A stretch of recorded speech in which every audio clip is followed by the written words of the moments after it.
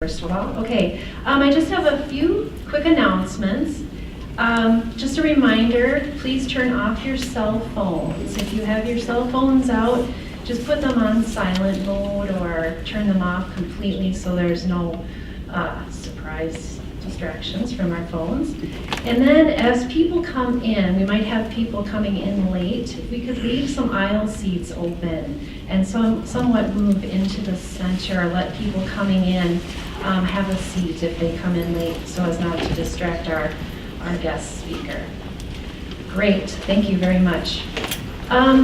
Second, I have another announcement. During today's event, we have a few different informational tables from services on our campus. In the very back, we have our counseling services representatives here for you if you have any thoughts or questions that come up as we are working on this reading today.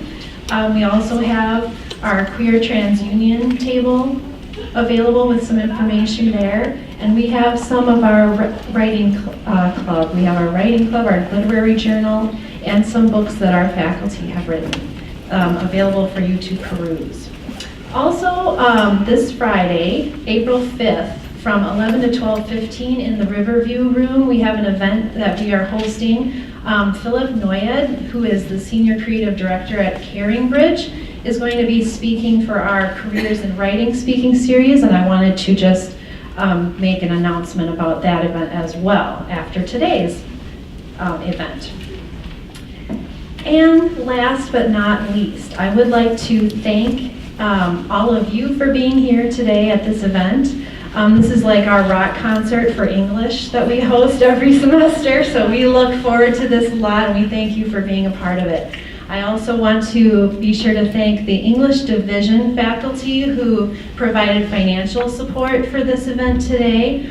Also to my colleagues on the Two Rivers Reading Series Committee. We have Paige Reel up front here. Paige is on our committee. She will be interviewing Donte and she helped organize this event. We have Chris McCarthy in the back there. He's manning the video camera, so he's in the back there contributing to the technology aspect of today's event.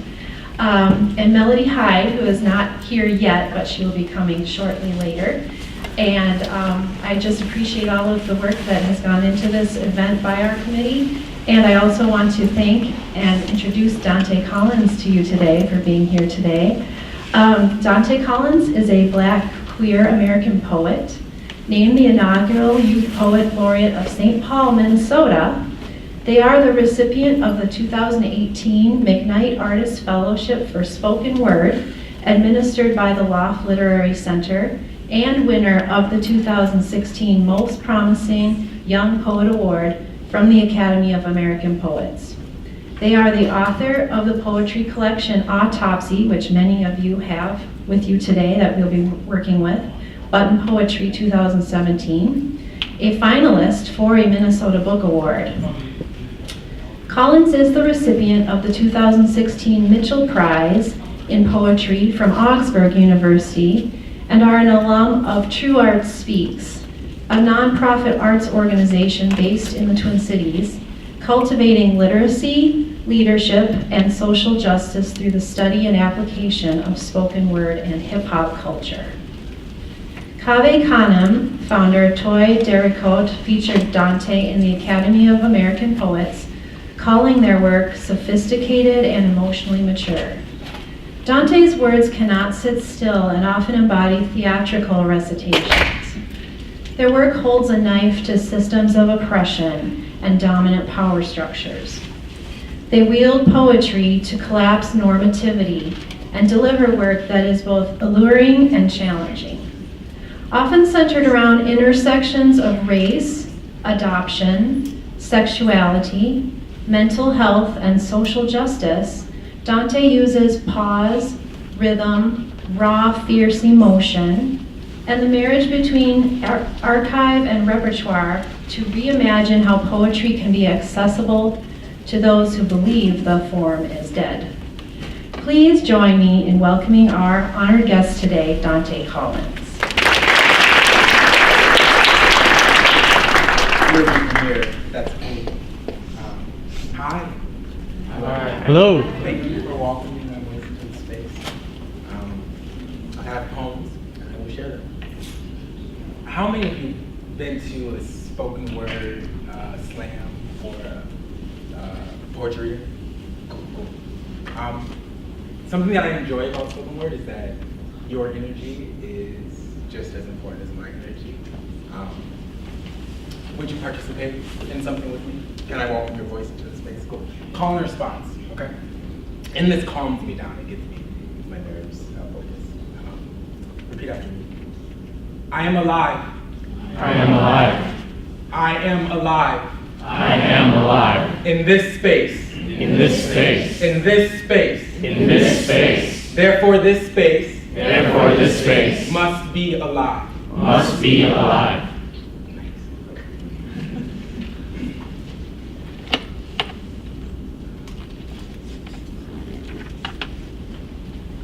The most beautiful part of your body is where it's headed, ocean ball.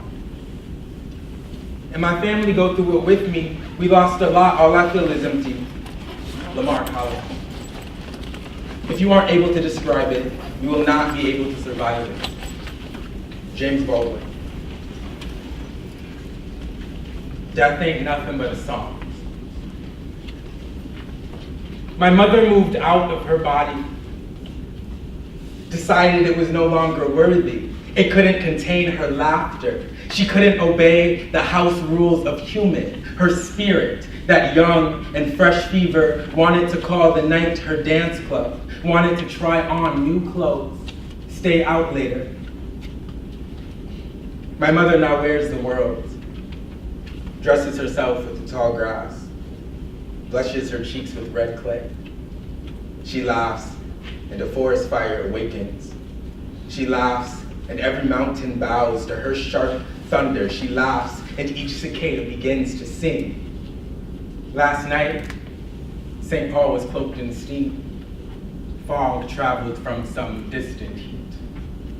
No, I think you've got it all wrong. Someone must have asked my mother to dance.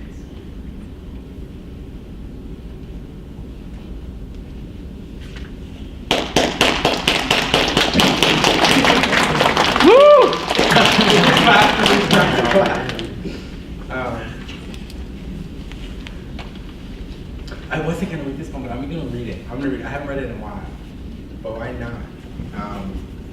Why not?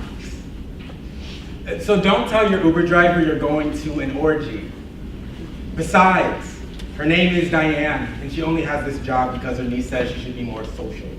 Do not nervously try to cover up your mistake by saying you meant board meeting. Besides, it's 3 a.m., and the only things open this late can also request another thing to open. Do not try to cancel the ride. It is not your account. Those who sent for your body were kind enough to pay the $15.50 it took for you to arrive.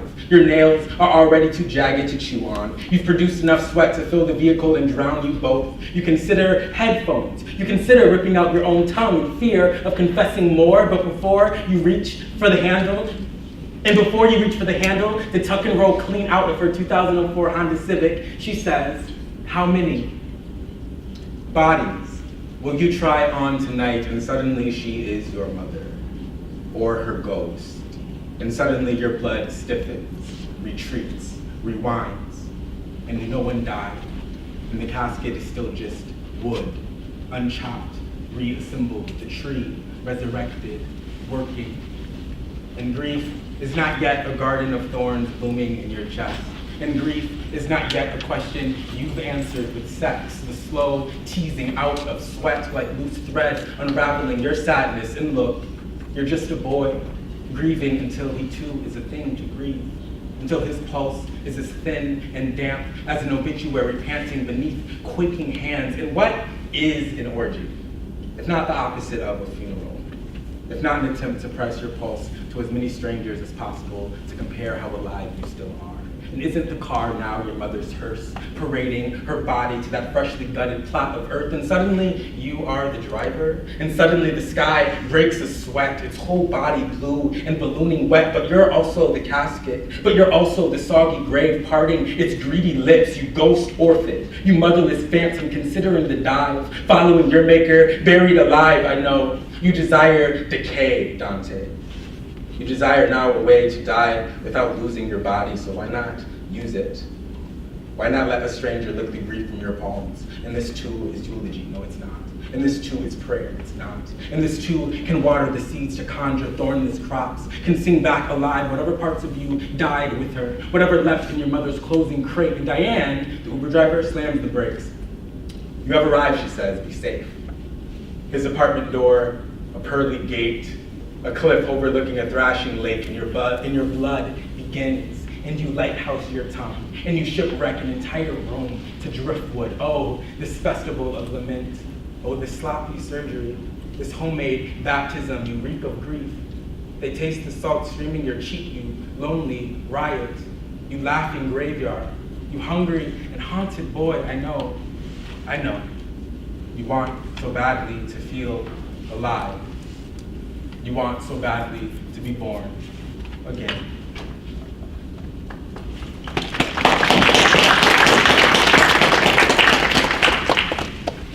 Sonnet on Sweet.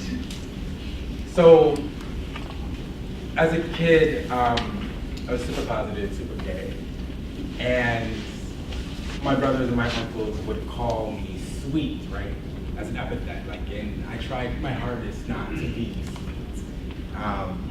Not to show any signs of fluidity or fluidity. So this poem is after Terrell Alvin McCracken, Sonnet on Sweet. He talks about the etymology of sweet, but also the history of it as it relates to Black bodies.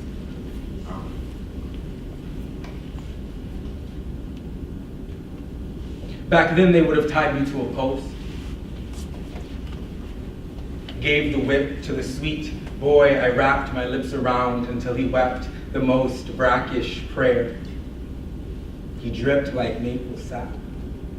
Each thwack opens a small sky in my skin. He swings softly and avoids my old welts. Lynch say, beat the slave out of the sin, so massa take pride in my lover's help. Can't produce slaves if men lay with men.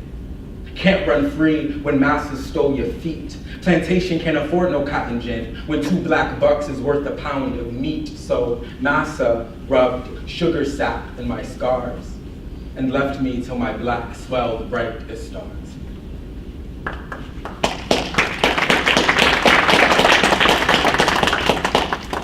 How are we?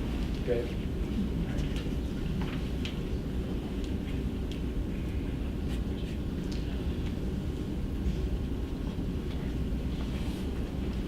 Orphan. The lawyer says you are not orphans as long as you have each other. Like any good orphan, he took up gardening, attempts to forgive the earth. The orphan mothers his own origin.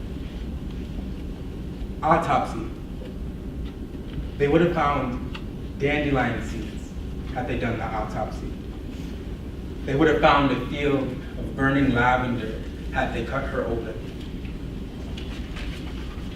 Other things they would have found: vineyard of charred candle wicks, fraying wicker broom, we had a lot of those, grocery bag of unopened letters, garage of rusting tap sheets, coffee-stained divorce papers stuffed in the shoebox, divorce papers framed on the wall, garden of swinging dandelion, basement brimming with box cutters, wedding rings singed beneath ash, wedding ring severed at the mouth, wedding ring bent into bobby pin, grocery bag of other rolled up grocery bags, an oak foot-powered sewing machine, 2 antique hair dryers, washboard and elbow grease, grocery bag of clean rags, forest of ripening plums, cupboard of chipped plates, collection of cast iron skillets, instructions on how to properly place sequence, rusted tin box, spilling with receipts, recipes, court gavels, 1 for each child, ashtray of soot pennies, a badge and a bad hip, white flag stained red, 2 infant black girl hands extended, longing to be held.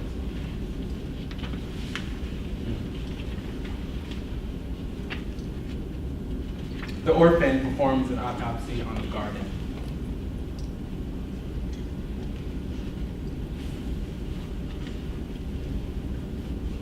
There are many ways to pull a weed, but only one will keep the garden clean come the end of summer.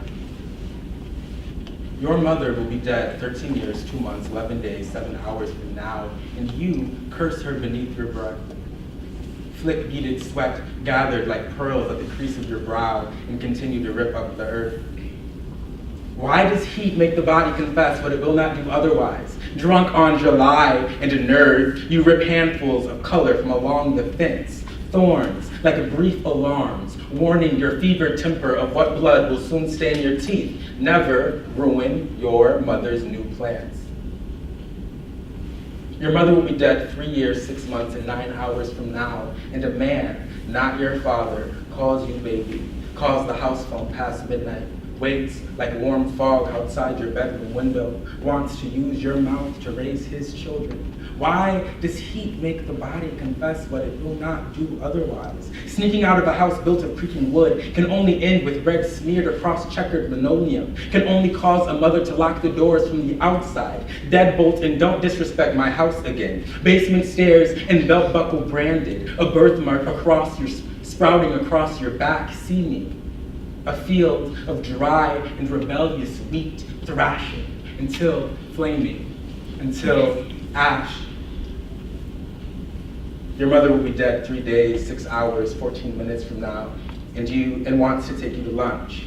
Insists on giving you all your old inhalers, face cream, old shoes, says you never know. Says if I died, I wouldn't know what to do with all of this. Points the china cabinet, a small museum of memories. Says we laughed a lot too, our faces framed and frozen to happy. Says, if you and Lamar don't know I love you, know now, and now she is weeping. See her, a black sky cracking, offering water, as if to say forgiveness is a fertile thing, is what makes tomorrow grow. And just like that, she's dead. A porch light gone out. A wind chime, songless, sunken into the soil. You, untethered, 19, returning to an empty home, find your hands busy in an abandoned garden. Joy must be a flower among all this knotted agony. There are many ways to pull grief from the body, but only one will keep the boy alive.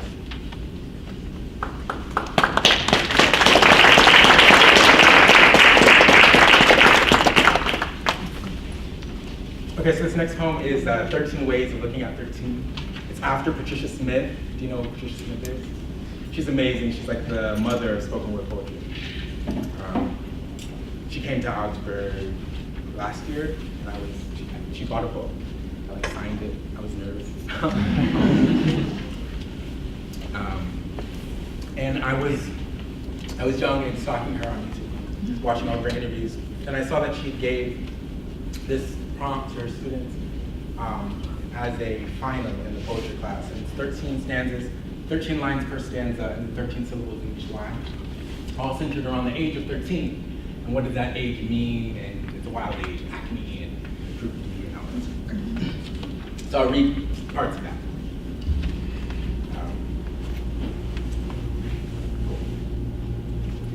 They ask you to prove it. Describe its pink perfectly. You are lying and looking down. You are thinking of clever ways to creep out of the conversation. They ask if you used a condom. You considered your options. Think it cool to say no because you're too raw for that. 2 Axe cologne and black muscle shirt. More shirt than muscle. More mask than masculine. You say soft. It felt good when in 1 hour and the games begin. How straight can you pretend to be? What new sex story can you steal from TV and wear like padded muscles? You soft knuckle boy with question marks for teeth. You lunch table magician spinning tales from thin air. The thing about masks is someone always sees the string behind your head. You knew what was coming if you slept past 8 a.m. And if it wasn't a cold bucket of water, it would have been the leather belt she kept soaking in the sink. So praise the mercy of your mother. Praise the water that awoke your still body from slumber, the sudden jolt of relief in finding your drowning was just a dream, or rather just a moment. Praise then to every soft punishment, the gun barrel stare, the one-leg book balancing act in the corner, the rice cutting stars into your knees. Praise the spatula and the upturned palm, the basement stairs and stale saltine crackers for dinner. Hosanna, the overgrown weeds and the tree switch that refuse to break. Remember, this hurts her more than you. Possessed or bold, stealthy like hawk, you steal a cigar from your uncle's jacket. True story. Never mind, he just got out of prison and has a circus wire temper. You've seen the way smoke bellows from his blackened lips and think you too can make smoke rise. Front flip up your throat and slide down your nostrils. Puff out a ring to slide on any girl's naked finger. Too cool for school and too hot for curfew. You stuff your pants with the sock and learn to walk chest puffed and panting. Learn to show your teeth and drool without reason. Gasoline for ego. Blood type ticking. Preteen is a shirt too small for your budding muscles. You take the tattered lighter found on your way home from school. Light, inhale, and keep the smoke safely in your cheeks. Neon green skinny jeans. Fro Hawk dyed hot Cheeto red. The new boys just released I'm a Jerk, and 7th grade bursts into a carnival of cut-up khakis, spiked glasses, Clorox bleached Goodwill Bob polo shirts. We glue glitter on frazzled handmade capris and dance as if trying to escape the devil. Craft depth-defying routines of knee drops and gliding. Spend recess choosing teams and battle into music made with our mouths. Gender doesn't exist when everyone wants to move their hips, grind, prance, wobble, and wear their sisters' tight denims. You, the class conductor, the color queen of rhythm with Kool-Aid in your hair, are finally free. I found a way to squeeze faggotry into a year-long fad. We dyed our hair with Kool-Aid. It was wild. It was real.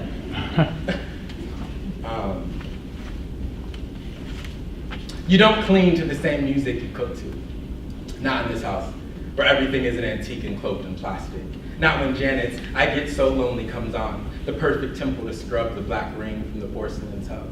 And Luther is wailing about loss when you got fresh collards crackling on the stove. Ha! You don't cook while you clean unless you want a hint of pine salt in the peach cobbler. Unless you enjoy the roundabout task of making a mess after wiping one out. This is my first lesson in first impressions. Bleach the countertop until it reflects the ceiling fan. Season the chicken until it glistens. Set the good plates. Scrub like Jesus Christ is coming to dinner. And you can't come over unless you pass my mother's background test. Unless my mom spoke with your mom 2 months before and planned to cook a meal together. Unless your mom makes you wash dishes with scalding water too. Unless your mom is checked for lice and don't mind Marvin Gaye sobbing to the stereo. Unless my mom knows if your mom washes her greens before they touch the stove. Unless your shoes stay at the front door too. Unless your grades are better than mine. You can't come over unless it's a weekend and your homework is checked. Unless you brought church clothes and a face towel. Unless your mom voted for Obama both times. Unless you know how to pull the weed from the root. Unless you know my mother don't play. 13. And everything is a mirror. And you can't decide what to wear. How to please everyone and still like what you got on. Your birthday 2 months away, and mom can't find her lipstick, thinks Aunt Charlotte took it. The same summer Sherman tells you to take off your purple scarf. And you do. You laugh less because Uncle Paul say a smiling boy is a sweet boy. So you flex your jaw and you watch your walk become a weapon to protect your sisters with. 14 is a shirt too big for your meager shoulders, your journals and private browsing. 14 ain't got no room for your pretty words or clean nails. Role models of mechanical tools give you a hammer to become. So you throw yourself at the glass.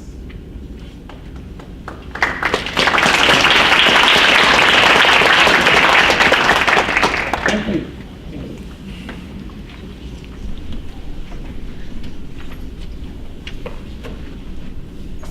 Thank you so much. Can you all hear me? Okay, great. We're so happy to have you here, and I want to thank all of the faculty who've been using Donte's book in their classes and all of the students who submitted questions. I'll be reading some of those today.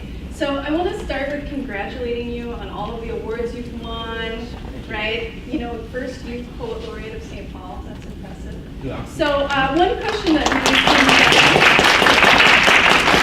up is, how has your life changed since you published this book of poetry, and what impact have all of these accolades had on you? Good question. It's been super encouraging to my spirit. Being a writer was something that I wanted, but no one really seemed to support. I thought it was a thing that could happen. And so it has been, I don't know, a kind of engine to say you're doing something right, you're doing something good, keep going. But also very practically, like the McKnight or something, you know, I was able to purchase a bed. I was able to like move in with my friends who are writers and to like establish like a kind of home. Yeah, so it's been encouraging to my spirit and to my craft that I can make this happen if I'm in love and obsessed with it. And then also like I can eat. I can survive a bit from it, which is fun. So this book, you wrote your first poem at the age of 7, and this book was published while you were a student at Oxford, which is also really impressive. So many people wanted to know, were you a creative writing student at that time at Oxford, and how long did it take you to write this book, and could you tell us a little bit about your process of writing it? Yep, I was a double major in creative writing and theater. I actually got, after the passing of my mom that next semester, I applied to do an independent study to finish the book, so I got credit to write the book. And I wanted that, I didn't think that was possible, but I asked, and they're like, yeah, of course, which was nice. So I had 5 of the poems in here were written in like 2017. And then there's 26 poems, so the rest of them were written in a semester. And my advisor, Sarah Myers, she was awesome, and I would come to her with these ideas, and she'd give me a deadline. Deadlines work best with me with my writing process. And so yeah, it was great. It was me showing up with these drafts and her saying, "I don't believe you. Go back and write," and revise. So yeah, that was the process. But also it was very. I was still very much in the throes of grief, and so time really didn't exist, and I needed to do something. And so often I would return to writing as a kind of meditation to get through to get through that time. Yeah, that was kind of one of the follow-up questions, was that one of your epigraphs is by writer James Baldwin, which says, if you aren't able to describe it, you won't be able to survive it. So did you feel like writing these poems that really explore the depths of grief was part of your survival? Absolutely, yeah. As writing is for me, it helped me locate emotion, locate thought, and to get it outside of my body, even if for a moment, so that I can look at it, and I think that you have control over it in that way. I'm writing about grief, and so yeah, it helped me survive. It kept me spending time with my mom, but in a way that I can like manage. So it helped, so it was. Do you think that poetry can maybe address grief in ways that are unique to prose? Mm-hmm. And have you tried to write about grief in prose at all? I'm not, no. Prose scares me, but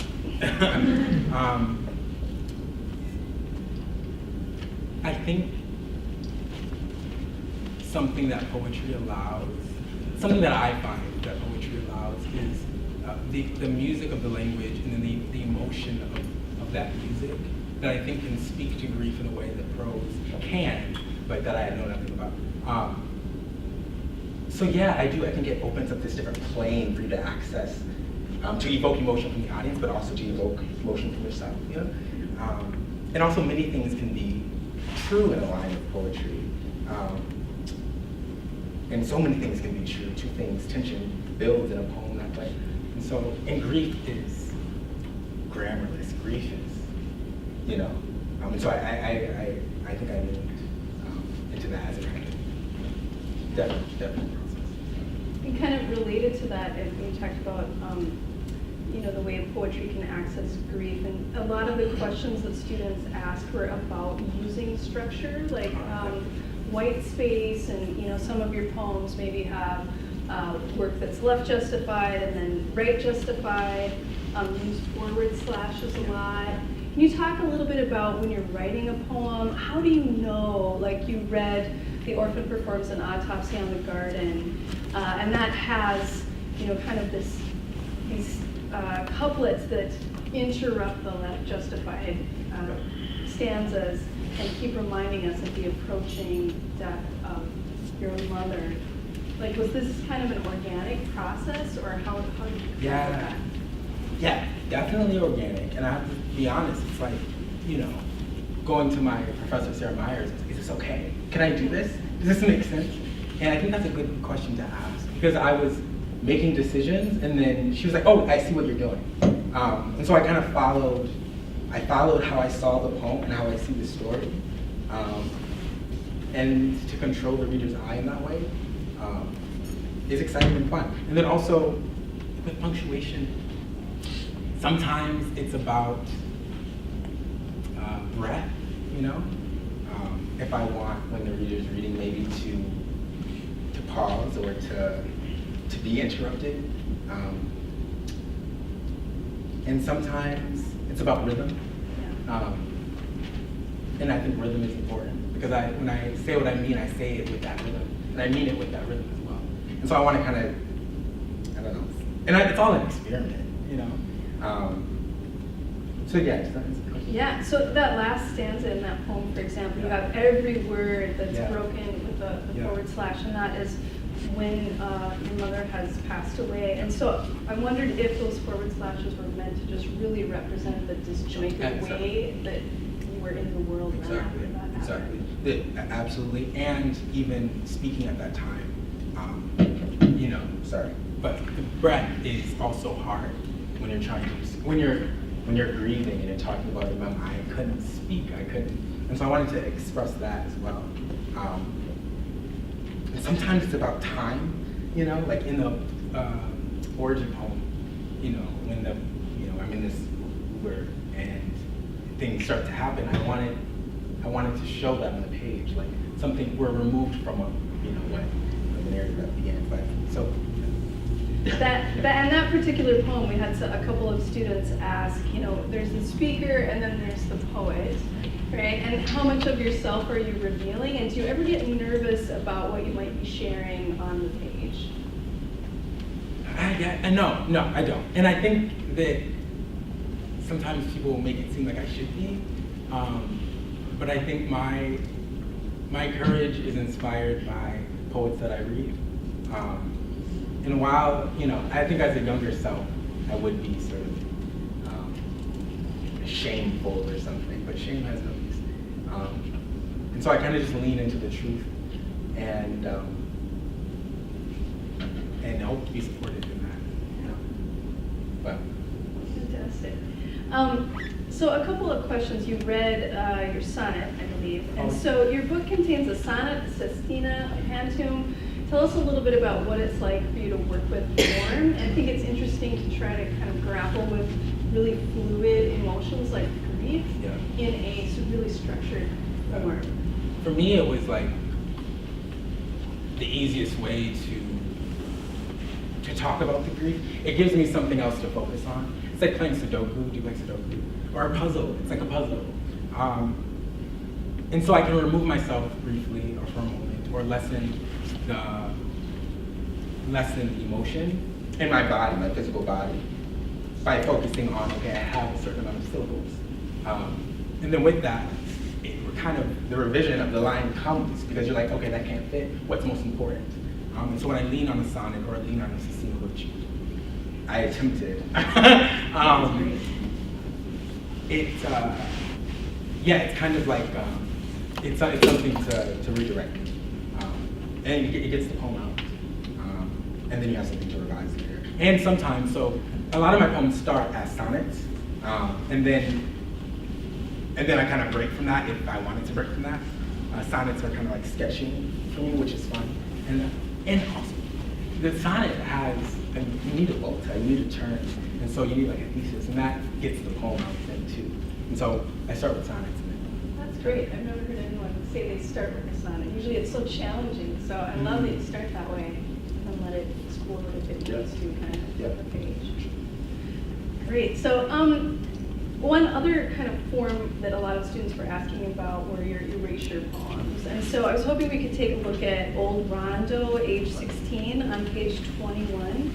So that paints a picture of a really vibrant and valued community, and you dedicated this poem to Irene and Mom and those removed. I was hoping you could speak a little bit to the Old Rondo neighborhood for anyone who might not be familiar with what happened. Absolutely. So the Old Rondo neighborhood was one of the most thriving Black neighborhoods in St. Paul that was removed by 94 that cut through it, and it displaced that neighborhood and pushed people on either sides of the freeway. And my mom would tell us stories growing up about the neighborhood, about a sense of community. Everyone watched everyone's kids. Black banks, Black grocery stores. And you know what, she talked about it in a way that made it seem like, you know, when we're kids and we're supposed to be doing our chores or being lazy, she talked about it as if when we grew up, it was our job to like fix this or to bring it back. And I only recently started to think about that and her use of that, you know, bringing these stories back up. And so yeah, this poem, I wanted to place my body in that scene, and I wanted, but also write an ode to the current neighborhood that was removed and, you know, displaced over or onto Selby. I don't know if you're familiar with St. Paul. I grew up on Selby, and some of the families also from the Rondo neighborhood moved to Fuller, Selby, that area. And so I wanted to place my body in there. And so when you wrote that poem, did you know that you were going to just, you know, a little while later do the autopsy poem on page 24 where you're using the language I did not. From the original? No, after Philando was killed, I wanted to look at the neighborhood. I wanted to look at St. Paul in a new way, and I thought that would be a cool way to revisit, to use the language that I wrote, obviously in a completely different tone, but to see that story beneath this. And I wanted to kind of write an ode to that, or write, bring the very real issue of state-sanctioned violence and how community is either silent in that or protesting against it. And so I didn't know, but I thought, why not? Yeah. And so when you sat down to do this, like how challenging was that with all, because your original poem is pretty dense, right? It's a prose poem, and then here it's really broken down and you're just picking certain words. What was the process of doing that like? I think it was pretty easy. I didn't want to stress about it, and I wanted it to be as organic as possible.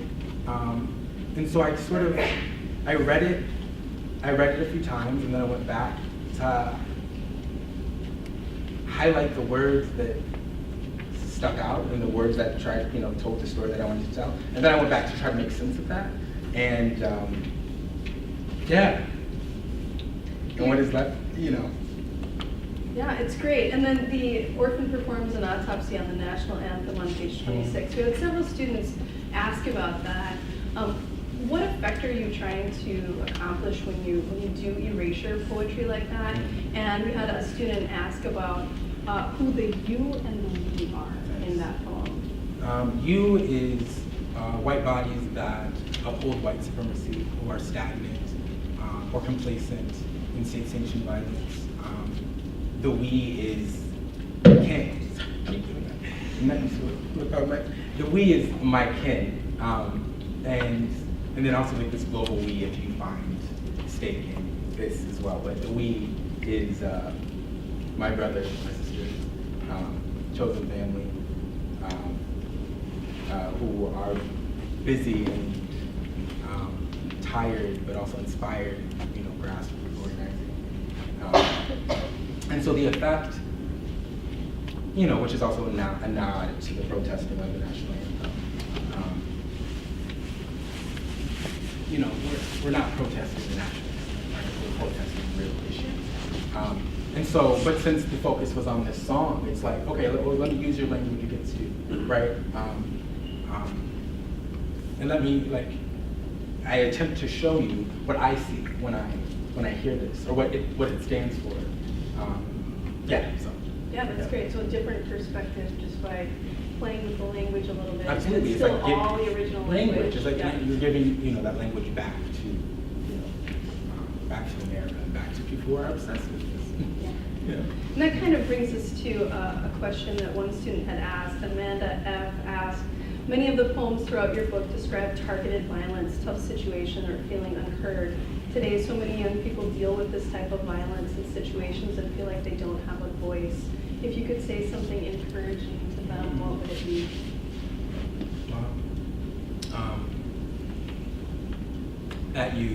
That you do have a voice, right? And that's obviously easier said than felt. But some of the work that I do with True Art Speaks, and they're a nonprofit arts organization in St. Paul. We understand that young people have a voice, and it's the job of the facilitator to help sharpen that narrative. And so you have a voice. And one of the things I love about poetry and storytelling is that you realize how not alone you are, and that there is a community of people that will gather in a room with you and share stories about people who look like you. And if you can find that community, it is so rewarding. And so I would say lean on your community. Lean on your community. Yeah. So we'll take questions from the audience. I'm just gonna ask one more question, so please think about your questions. I know we have a long list here of student questions that didn't get answered. So Jennifer will be coming around with one of the microphones. So my last question to you before we get requests from the audience here is, Chris McCarthy's class asked, was there a poet who most inspired you when you started writing poetry? And then I'll add, who are your greatest inspirations now? That's a question. Yes. So James Baldwin, Jimmy's Blues is amazing. Go Tell It on the Mountain, read it.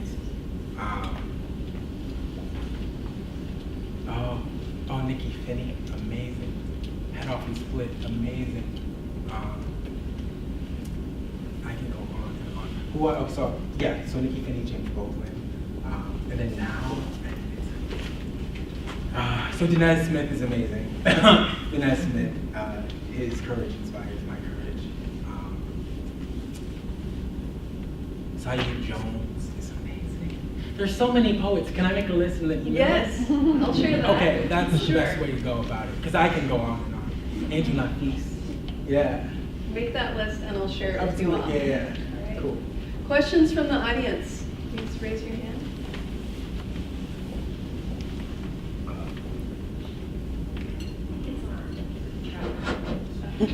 So which poem from this collection was the most therapeutic for you to write? So release those emotions?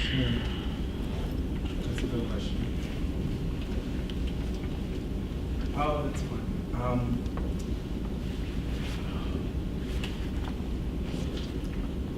choose one because that's what you asked for. Adoption Day Homecoming for Lamar. It was fun. My mom, so it talks about a dream that my mom had, and it was fun to remind Lamar, my brother, who struggled in a different way, but similarly to the way that I struggled with losing Lamar. It was fun to remind him of this dream and to see his reaction to it and to talk about it. And it was a bonding moment, and so I think that was the most cathartic. Yeah.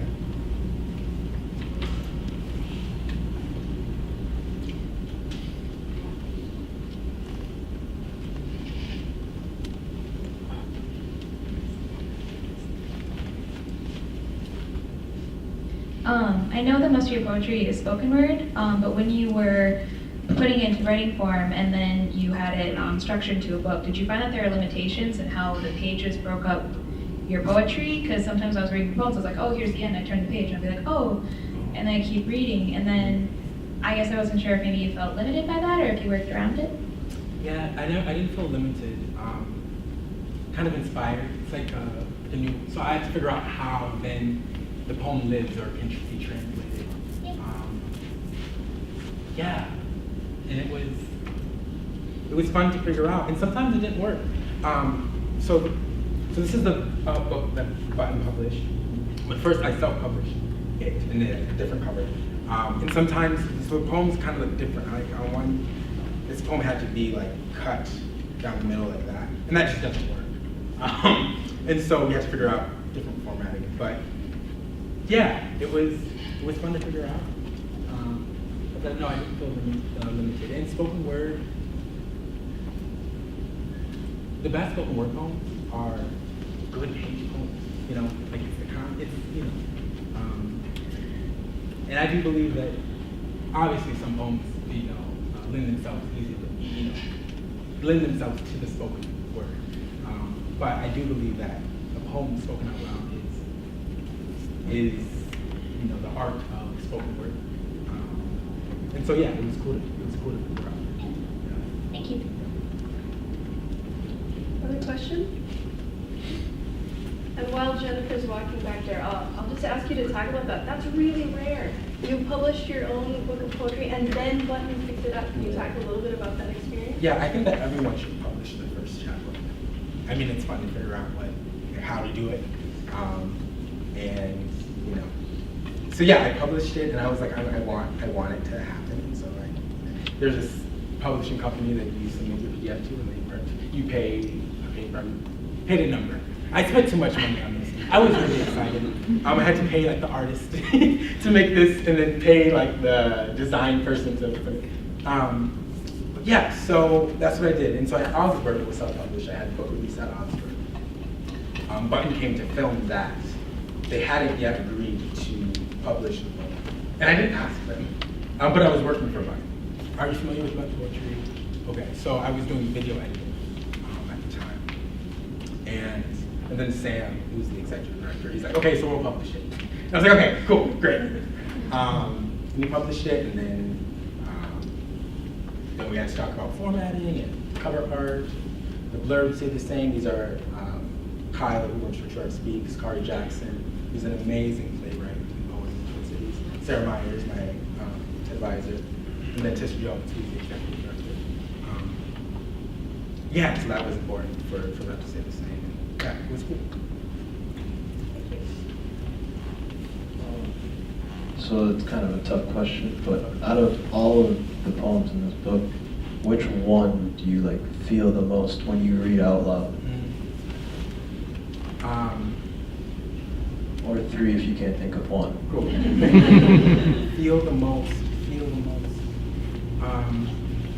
I love reading the 13, but I love the last stanza. Something that's exciting to me about poetry is when you write something and it's that's exactly what I need. Finally, and the rhythm that's in that too. I feel powerful, and I feel like I can say this to my uncles and my brothers and those who try to police my queerness. But I feel powerful, and that's So I think I feel that the most when I read it. Yeah.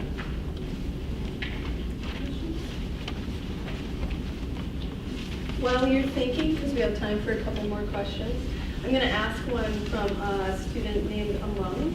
And his question is about the cover art, which you just mentioned. So it looks like a broken eggshell, and Yeah. it seems like a symbolic representation maybe of your state of mind, or what, did you get to pick that? And Yeah. what do you see when you look at it? What does it mean? Yeah, so Button, they hired Nikki, who's an amazing illustrator, and she sent over 5 covers.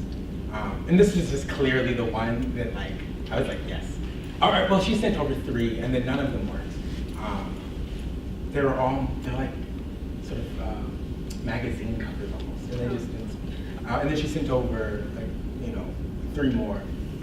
And this was the one that my community best thought represented the book. And for me, I think of it as like an interrupted beginning, and it's very tender and very fragile.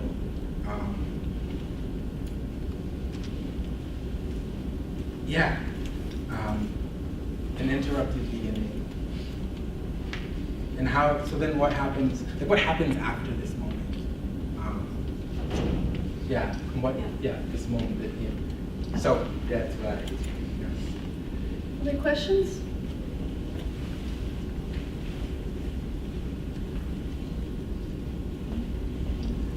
Okay, I will ask just one more, and then maybe if you'd close by reading one more Sure, poem. yes. So, what's next for you? Are you currently writing more poems? Are you working on another book? You put this one out. You put this one together really quickly. I did, yeah. You think that's something that will happen again? No, absolutely not. It was, I was under a spell, and under a spell meaning I was feeling a lot, and I needed something to do, and it worked, and I'm so thankful for that. I am writing another book now, and it's all about love, the history of love in my family, and how love is taught to us, and how sometimes love isn't taught, and other things are taught, and decisions made out of love, decisions made out of heartbreak. But it's also about adoption and my biological family and coming into contact with them. So yeah, and I'm also having like a second book syndrome, It's like, what is a poem? Like what, I did that, now what? Which is all exciting, and it's all a challenge, it's sweet, it's a sweet challenge. So yeah, and I'm reading, and I'm relaxing, and I just moved in with one of my good friends, and we're reading poetry, and we're cooking food, and we're living, and it feels good. Yeah. Thank you. Thank you. So if you'd read one more. For sure.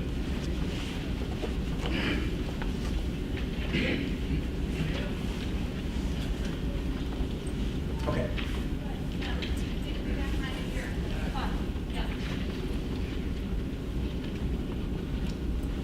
Let me stand up.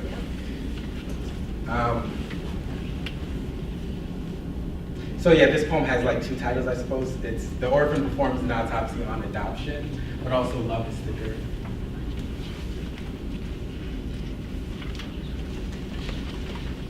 You ask for a beginning.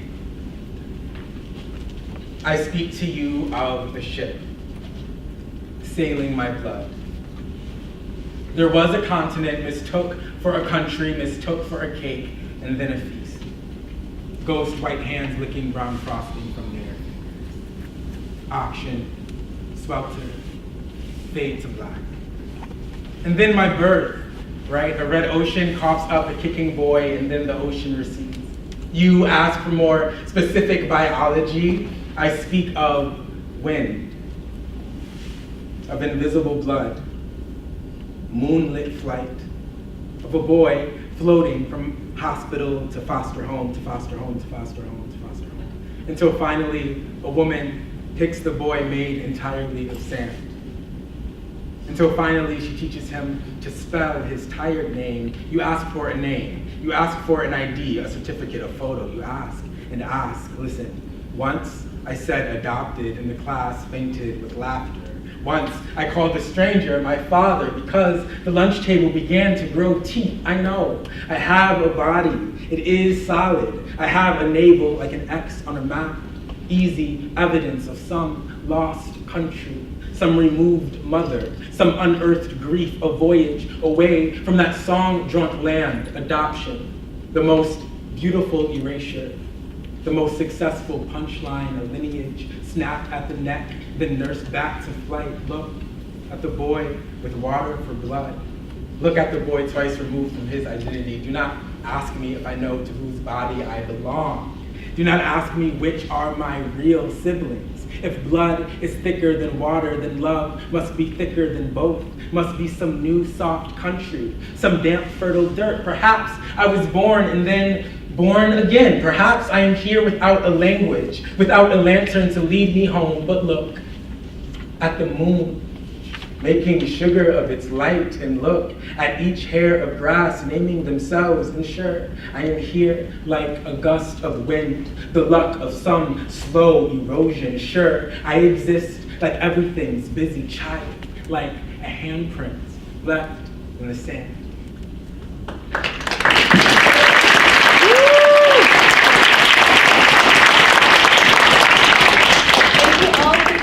Donte will be back at 2 o'clock for another session. If you're available to stick around, that would be wonderful. As you are leaving, if you want your book signed, come on up here and we'll make a line headed this way, and Donte's happy to sign. And I also encourage you to stop by the 3 tables that are here if you have any questions, or to pick up some material about counseling, creative writing, and the Queer Trans Union. Thank you so much.